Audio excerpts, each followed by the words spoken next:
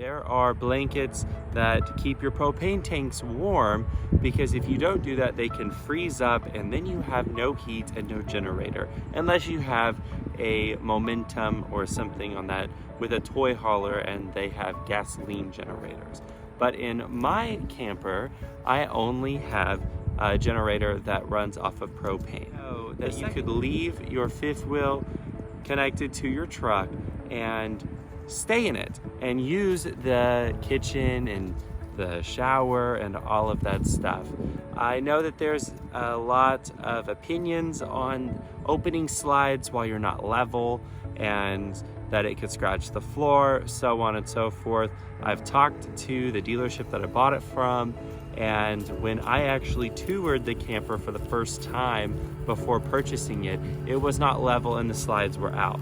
I don't recommend driving with it like that, obviously, but as long as you're careful and you're not at an incline like this and you know it's fairly level, I don't see the reason in disconnecting and having to go through all of that trouble for such a short trip. I learned that from my trip to Texas. I did one overnight that I was there maybe less than 9 hours, and I disconnected, leveled, put the stuff out, and it was just so much that when you're staying at a campground, I was not told that you could keep the gray water tanks open and have the water flow through the pipe into the sewer line.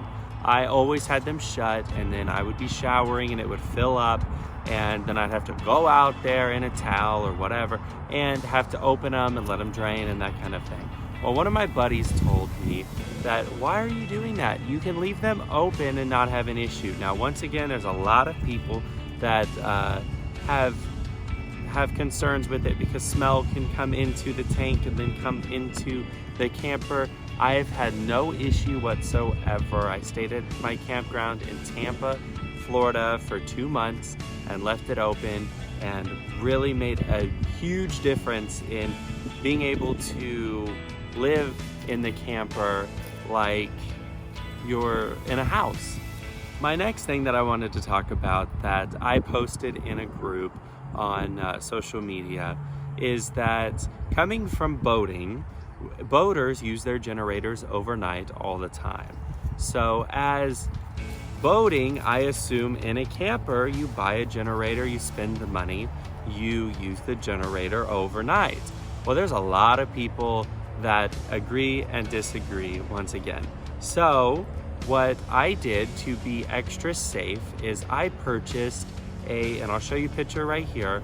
I have just a carbon monoxide detector to plug into my camper for me to be able to have just another backup tool for knowing if something goes wrong, because a lot of people are worried about being asphyxiated with the fumes. Well, if you have more things that you can rely on to tell you if there's fumes getting into the camper, then you're better off. So I have used the generator many times overnight. I actually have like 55 hours on it already. You get to have your ACs on, or you get to have your TVs while you sleep, or your fans and all of that stuff. And 100% why I upgraded to have a generator is because I wanted to be able to have the amenities of home while I'm dry camping. So just another tip for you that as being a newbie and had no clue that there's so many people that say that you shouldn't run your generator overnight.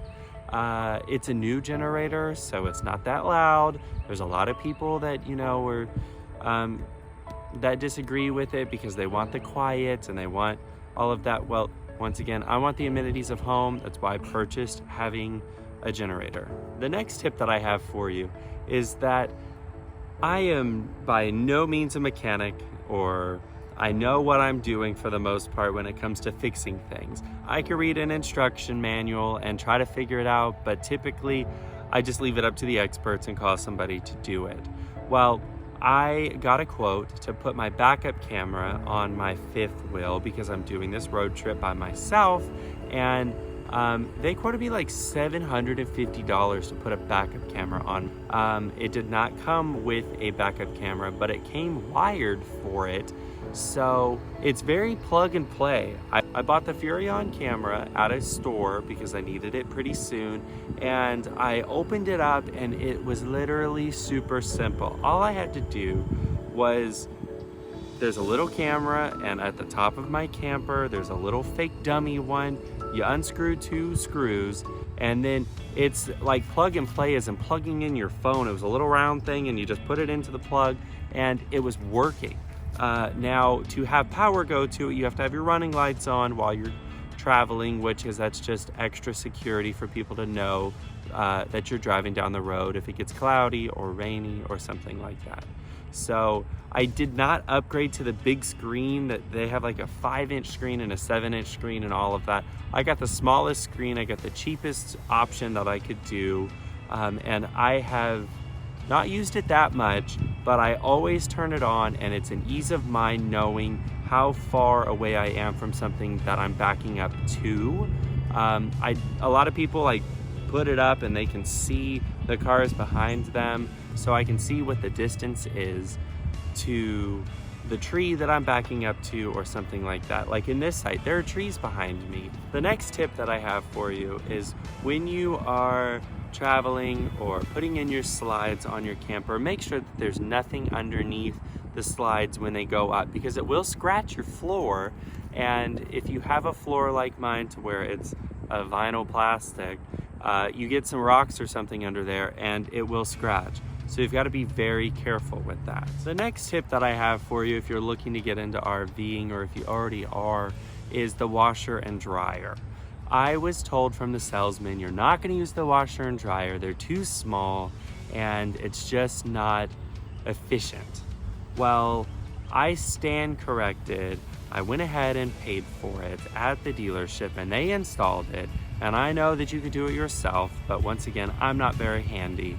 And I don't regret that option. I have big blankets that I put in there and I stuff it full, not too full to where it won't shut, and it has cleaned everything that I've ever put in that washer.